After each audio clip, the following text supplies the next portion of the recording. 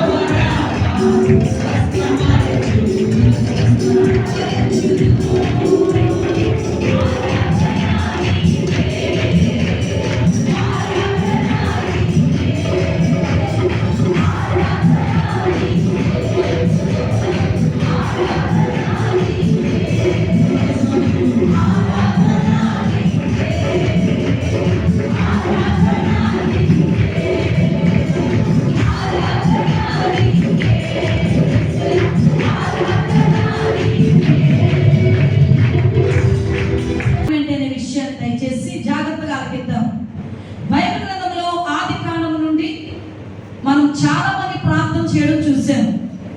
ఆది కాండములో ఆదాము మొదలుకొని, ఆదాము పిల్లలు మొదలుకొని, ఆ తర్వాత నోవాహు మొదలుకొని, ఆ తర్వాత అబ్రహాం మొదలుకొని, ఇస్సాకు మొదలుకొని, యాకోబు మొదలుకొని, ఆ తర్వాత రోజుల్లో యాకోబు నుంచి సంతానం నుంచి వచ్చిన యోసేపు మొదలుకొని, యోసేపు సంతానం తర్వాత మోషే, తర్వాత యెహోషువ, తర్వాత చాలా మంది భక్తులు దేవుని సన్నిధిలో ప్రార్థన చేశారు. అయితే న్యాయాధిపతుల గ్రంథం దగ్గరికి వచ్చేసరికి మొట్టమొదటిసారి ఉపవాస ప్రార్థన చేశారట. ఆది కాండం నుండి ఈ న్యాయాధిపతుల గ్రంథం వరకు కూడా చాలా మంది ప్రార్థన చేశారు. కానీ న్యాయాధిపతుల గ్రంథం దగ్గరికి వచ్చినప్పుడు మాత్రం కఠినంగా ఉపవాస ప్రార్థన వారు చేయడం మనకు కనబడుతూ ఉంటుంది. అంతవరకు వారు చేసిన ప్రార్థన, అంతవరకు చేసిన మొర దేవుడు వినలేదా అంటే విన్నాడు, ఆలకించాడు, సమాధానం ఆయన ఇచ్చాడు. కానీ ఇంకా అక్కడికి వచ్చేసరికి, న్యాయాధిపతుల గ్రంథం దగ్గరికి వచ్చేసరికి, దేవుడు ఇశ్రాయేలు ప్రజల్ని ఐగుప్తు నుండి బయటకు తీసుకొచ్చినప్పుడు 40 సంవత్సరాలు వారి యొక్క ఆకలిని తీర్చారు, దాహాన్ని తీర్చారు, వారికి అవసరమైనది అందించారు. అంతేకాదు దేవుడికి ఇవ్వలేదు అనేది లేదు వారి జీవితంలో. మరి న్యాయాధిపతుల గ్రంథంకి వచ్చినప్పుడు వారు ఉపవాసం చేయడానికి కారణం ఏంటి? క్లుప్తముగా అక్కడ జరిగిన సన్నివేశం మీతో చెప్తాను, తర్వాత క్వశ్చన్స్ కూడా వేస్తాను. దయచేసి కొంచెం నా వైపు దృష్టి నిలబడి, ఎందుకంటే నేను మిమ్మల్ని అడుగుతాను కాబట్టి. అది ఆడవాళ్ళైనా మగవాళ్ళైనా మీరు విన్నారా లేదనే విషయం నాకు ఎలా తెలుస్తుందంటే, నేను తిరిగి మిమ్మల్ని అడిగినప్పుడు, చెప్పినప్పుడు. యాకోబు అనే వ్యక్తి ఎంతమందికి తెలుసు? బైబిల్ గ్రంథంలో యాకోబు. యాకోబుకు దేవుడు పెట్టిన పేరేంటి? కొంచెం గట్టిగా చెప్తారా? ఇశ్రాయేలుకి ఎంతమంది కుమారులు? 12 మందా 10 మందా? జాగ్రత్తగా అడుగుతున్నాను మళ్ళీ. 12 మందా 10 మందా? కొంతమంది తలదించుకుంటున్నారండి. 12 మందా 10 మందా? 12 మంది. 12 మంది కరెక్టేనా? ఏ రూప? కొంచెం కన్ఫ్యూజ్ గా ఉన్నారా? యాకోబుకి 12 మంది సంతానం. యాకోబు దేవుడు దీవించి ఇశ్రాయేలు అని పేరు పెట్టారు. ఇశ్రాయేలు పేరు పెట్టిన తర్వాత 12 మంది కుమారులు, 12 గోత్రాల కింద దేవుడు విడగొట్టాడు. అంటే 12 దేశాల్లో వాళ్ళు ఏమైపోయారంటే విడిపోయి ఒక్కొక్క గోత్రం. రూబేను అనబడిన వ్యక్తి మొట్టమొదటి కుమారుడు. ఆఖరికి వచ్చేసరికి బెన్యామీను 12వ కుమారుడు. ఇలా 12 మంది కొడుకులు 12 గోత్రాల కింద విడిపోయారు. ఈ పెందుర్తి ప్రాంతంలో ఒక గోత్రం ఉందనుకో, సుజాత నగర్లో ఇంకొక గోత్రం, ఎన్ఏడి ప్రాంతంలో ఒక గోత్రం, అప్పన్న కాలనీలో ఒక గోత్రం, అనకాపల్లిలో ఒక గోత్రం. మొత్తానికి 12 గోత్రాలు, 12 యొక్క ప్రాంతాలకు వారు ఏమయ్యారు చెప్పాలి. దేవుడు 12 మంది పిల్లల్ని ఇశ్రాయేలుకి అనగా యాకోబుకి దేవుడు ఇస్తే 12 గోత్రాల కింద దేవుడు వారిని ఏం చేశారంటే విభజించి ఆశీర్వదించడం మొదలు పెట్టారు. అయితే లేవీయులు అని పిలువబడుతున్న గోత్రం 3వ కుమారుడు లేవి. జాగ్రత్తగా ఆలకించాలి. ఈ లేవి అని పిలువబడుతున్న ఆ గోత్రంలో ఉన్న లేవీయుడు తన భార్యను పట్టుకొని ఒక రాత్రి ఆయన ప్రయాణం చేస్తూ బాగా లేట్ అయిపోయిందని చెప్పి 12వ గోత్రమైన బెన్యామీను అని పిలువబడుతున్న ఆ ప్రాంతం కూడా రాత్రి ప్రయాణం చేసి వస్తున్నాడట. మళ్ళీ చెప్తున్నాను, 12 గోత్రాల కింద విడిపోయారు. 3వ గోత్రమైన లేవీయుడు అని పిలువబడుతున్న ఒక వ్యక్తి తన భార్యను తీసుకొని ఒక ఊరు నుంచి ఇంకో ఊరికి ప్రయాణం చేస్తున్నాడు. ప్రయాణం చేస్తున్న క్రమంలో ఆ దినం రాత్రి అయిపోయింది కనుక వారు ఏం చేస్తున్నారంటే, బెన్యామీను అనే ఆ గోత్రికులు ఉండే ఆ ఊరు దగ్గరికి వచ్చినప్పటికి రాత్రి అయిపోయింది. అర్ధరాత్రి అయిపోవడంతో ఈ అర్ధరాత్రి ప్రయాణం చేయడం కంటే ఈ బెన్యామీను నివసించే గోత్రులు ఈ రాత్రి ఎవరో ఒకరి ఇంట్లో మేము ఉండిపోయి వదిలేద్దాం అనుకున్నారు. ఎందుకంటే రాత్రి అయిపోయింది కాబట్టి. నేను క్వశ్చన్స్ అడుగుతాను. రాత్రి అయిపోయింది కాబట్టి ఇప్పుడు నేను ఏం చేయాలని చెప్పి ఆ రాత్రి బెన్యామీను ఇంట్లో నివాసం చేసి తన భార్యతో ఉన్నప్పుడు కొంతమంది యవనస్తులు వచ్చారట. బెన్యామీను ప్రాంతంలో ఉన్న గోత్రంలో కొంతమంది యవనస్తులు వచ్చారు. ఆ ఇరువురు భార్య భర్తలు చూశారు. ఆమె చూడటానికి ఆకర్షణీయంగా ఉంది, ఆమె అందంగా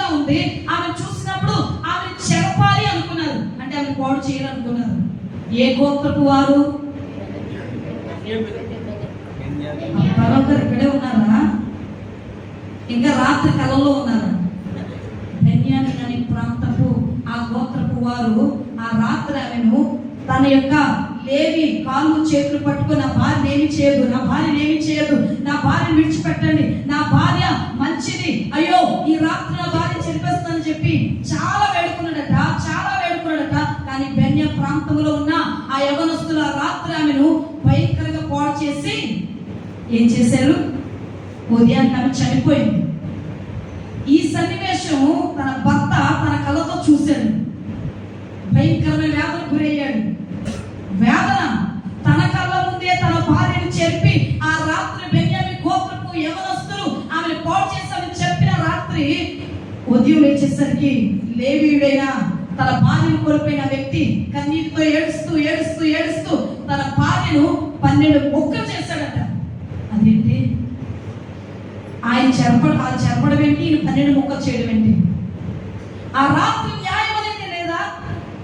నా భార్యతో ఘోరంగా నేను కాలు మీద పట్టుకొని ప్రతిలాడినా సరే నా భార్య విడిచిపెట్టలేదని చెప్పి ఆ రాత్రి ఎంత ఏడ్చినా సరే తన భార్య విడిచిపెట్టకపోయేసరికి ఉదయానికి ఆమె చనిపోయింది.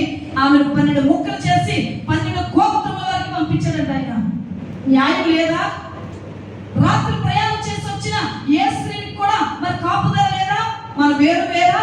12 గోత్రాలుగా ఒక తండ్రికి పుట్టిన పిల్లలమైన మనమే మన గోత్రంలో ఉన్న వారిని ఇలా స్త్రీని చెప్పడం ఎంతవరకు న్యాయం అని చెప్పి 12 గోత్రాల వారికి 12 ముక్కలు తన భార్యను పంపించాడట.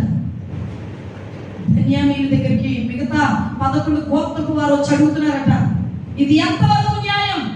ఈమెను చెరిపిన వారు ఎవరో వారి పక్షాన్ని శిక్ష వేస్తాం అని మిగతా 11 గోత్రపుల వారు వచ్చి 12వ గోత్రమైన బెన్యామీను దగ్గరకు వచ్చి మరి అడుగుతుంటే, మమ్మల్ని అడిగినోడు ఎవడు?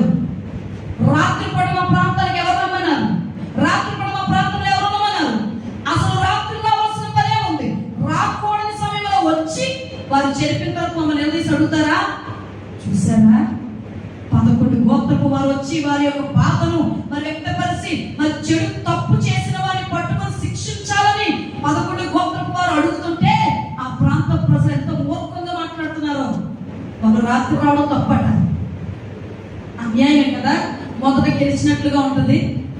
న్యాయం మొదటగా గెలిచినట్టు కనబడదు. నీతిమంతుడు వెంటనే సమాధానం పొందడు.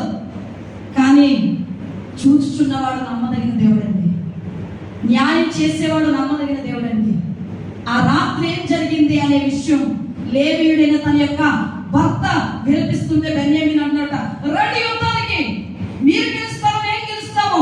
బెన్యామీను దండు చాలా పెద్దది. వారు పిలుస్తున్నారు 11 గోత్రముల వారిని, మీలో యుద్ధం చేసేవాడు ఉంటే మాతో యుద్ధానికి రండి, మాతో యుద్ధానికి వచ్చి గెలిచి అప్పుడు మమ్మల్ని శిక్షించండి అడుగుతున్నారట. తప్పు చేశారు, ఆమె చెరిపారు, ఆమె జీవితం నాశనం చేశారు. న్యాయం కోసం అంటే తిరగబడుతున్నారు. చాలా సందర్భాలు ఇదే జరుగుతూ ఉంటుంది.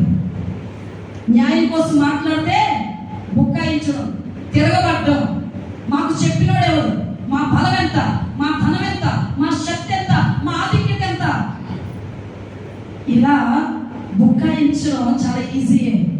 అక్కడ బుక్కాయించి యుద్ధానికి పిలిచారట. ఎవరు యుద్ధానికి పిలిచారు? కొంచెం గట్టిగా చెప్పాలి.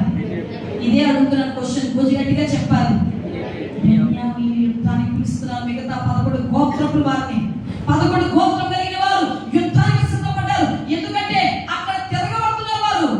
యుద్ధానికి అయితే ఏం జరిగింది తెలుసా? 11 గోత్రముల వారిలో 22,000 మందిని బెన్యామీను హతం చేశారు. 11 గోత్రముల వారిని 22,000 మందిని యుద్ధంలో హతం చేశారు. అన్యాయస్తులైన బెన్యామీనే గెలిచారు. రెండవసారి మళ్ళీ యుద్ధానికి బయలుదేరారు. రెండవసారి కూడా మేము ఎలాగైనా సరే గెలుపు పొందాలి, అన్యాయం కలిగిన వారికి బుద్ధి చెప్పాలి అని చెప్పి రెండవసారి 11 గోత్రముల వారిలో 40,000 మందిని హతం చేశారు.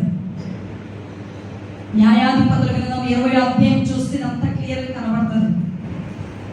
40,000 మంది యుద్ధంలో న్యాయం కోసం అడిగితే అన్యాయం గెలుస్తుందంటే, న్యాయం కోసం పోరాడుతుంటే అన్యాయం ఏంటి? దేవుడు చూడట్లేదా? దేవుడు విడిచిపెట్టేశాడా? దేవుడు వదిలిపెట్టేశాడా? ఇప్పుడు మూడవసారి యుద్ధానికి మళ్ళీ బయలుదేరుతున్నారు. ఇప్పుడు 11 గోత్రపుల వారు కూడా ఒక నిర్ణయం తీసుకున్నారు. ఇప్పటి వరకు కూడా మనతో మనశ్శక్తితో యుద్ధం చేశాం, లేదు ఇప్పుడు బేతేలుకి వెళ్ళి యెహోవా యొక్క విచారణ చేద్దాం. ఏ విధముగా చెప్పండి? ఏ విధముగా? ఉపవాసంతో. స్తోత్రం. హల్లెలూయా. గట్టిగా హల్లెలూయా. గట్టిగా హల్లెలూయా. విచారణ చేద్దాం, విచారణ చేద్దాం. దేవుని సన్నిధిలో విచారణ చేసి యుద్ధానికి వెళ్ళారట. దేవుడు తరిమి తరిమి తరిమి తరిమి బెన్యామీను మీద దేవుని యొక్క శక్తి విడుదలైంది. బెన్యామీను చెదిరిపోయారు. దేవుడు కలుగు చేసుకుంటే అసాధ్యమైన కఠినమైన కార్యాలను కూడా దేవుడు ఏం చేస్తాడు? ఉపవాస శక్తి ద్వారా ఇది నా వల్ల అవ్వడం లేదు, ఇది నా వల్ల జరగడం లేదు, నేనేమి చేయలేకపోతున్నాను, నేనేమి చేయలేకపోతున్నానని మీకు అనిపిస్తుందేమో. ఈ వేకువజామున మొట్టమొదటి ఉపవాస ప్రార్థనలో దేవుడు చెప్తున్నాడు, అది అన్యాయం కలిగిన పరిస్థితి అయినా, అది కఠినమైన పరిస్థితి అయినా, అది ఏ రకమైన పరిస్థితి అయినా, ఎస్తేరు దేశ రక్షణ నిమిత్తం 3 దినాలు ఆమె సింహాసనం దిగిపోయి ఆమె తన యొక్క పనికెత్తలతో సహా బూడిద పూసుకొని ఆమె గోని పట్టు కట్టుకొని దేవుని సన్నిధిలో, అయ్యా నా దేశ ప్రజలకు ఈ మరణకరమైన సాక్షి నుంచి విడుదల చేసి నా దేశాన్ని సంరక్షించమని ఏడ్చి ప్రార్థించినప్పుడు రాజు అడుగుతున్నాడట, నీ కోరిక ఏమిటి? అది నేను నీకు ఇచ్చేదను. అంతవరకు మాట్లాడలేని రాజు ఎస్తేరుతో అడుగుతున్నాడట, ఎస్తేరు నీ కోరిక ఏంటి? అది నీకు వెంటనే అనుగ్రహింప చేస్తాను. దేవుడు కలుగు చేసుకుంటే మన కోరిక ఏమవుతుంది? చెప్పాలి. కఠినమైన సాతాను యొక్క అధికారాన్ని, అది ఏ రకమైన పరిస్థితి అయినా దేవుని చిత్తానుసారంగా అడిగినప్పుడు అది ఆయన చిత్తమైతే, యేసుక్రీస్తు ప్రభువు 40 రాత్రులు 40 పగళ్ళు ఆయన ఉపవాసం చేసి తండ్రి చిత్తాన్ని భూమి మీద నెరవేర్చడానికి ఉపవాస శక్తితోనే అనేక ప్రాంతాన్ని, అనేక గ్రామాన్ని, అనేక స్థలాన్ని ఆయన జయించాడు, మాదిరి చూపించాడు. దేవుని సన్నిధిలో కూర్చుని మనందరం కూడా ఉపవాస ప్రార్థన అంటే ఏంటని అడిగితే ఏమోనండి అనే ప్రార్థన పరులుగా దయచేసి ఉండవద్దు. నా జీవితంలో కూడా ఉపవాస ప్రార్థన అనుభవం నాకు తెలుసు అని ఈ సంవత్సరంలో చెప్పేవారుగా దయచేసి సిద్ధపడండి. రోజంతా ఉండకపోయినా రోజులో ఒక్క పూటైనా దేవుని సన్నిధిలో ఉపవాసంతో కొంచెం సేపు దేవునితో గడిపి, ఒక తాగేవాడు తనకి ఎడిట్ అయినా తన యొక్క స్థితి నుండి బయటకు రావడానికి చాలా ప్రయత్నం చేస్తున్నాడు, హాస్పిటల్స్కి వెళ్తున్నాడు, మెడిసిన్స్ వాడుతున్నాడు, అయినా విడుదల రావడం లేదు. విడుదల రాలేని కఠినమైన ప్రతి పరిస్థితుల్ని ఏ విధముగా జయించాలి అనే విషయాన్ని దేవుని